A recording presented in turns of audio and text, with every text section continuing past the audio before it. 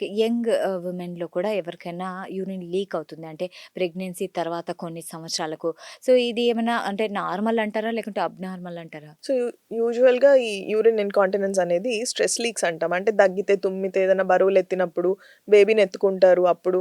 So, ఆ leak అనేది జరుగుతా ఉంటది. ఇది పోస్ట్ డెలివరీ యూజువల్‌గా చూస్తాము. పోస్ట్ డెలివరీ ఆల్‌మోస్ట్ ఒక 6 వీక్స్ వరకు నార్మలే ఇది. ఎందుకంటే అంత స్ట్రెంత్ ఉండదు. కోర్ స్ట్రెంత్ అంటే మన పొట్టకి గూడా అంత స్ట్రెంత్ ఉండదు. కింద పెల్విక్ మజిల్స్‌కి గూడా అంత స్ట్రెంత్ ఉండదు. బట్ వన్స్ ఆ 6 వీక్స్ టైమ్ అయిపోయిందనుకోండి, దెన్ యూ నీడ్ హెల్ప్. ఒక్కసారి డాక్టర్‌ని కలవాలి. అండ్ ఆ పెల్విక్ ఫ్లోర్‌కి స్ట్రెంత్ ఎంతుందనేది మేము మెజర్ చేసి చూస్తామనమాట.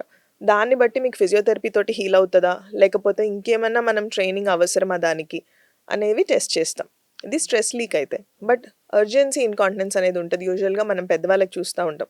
అర్జెంట్‌గా యూరిన్ వచ్చేస్తుంది. బాత్రూమ్ ఎళ్ళే లోపలే లీక్ అయిపోతుంది.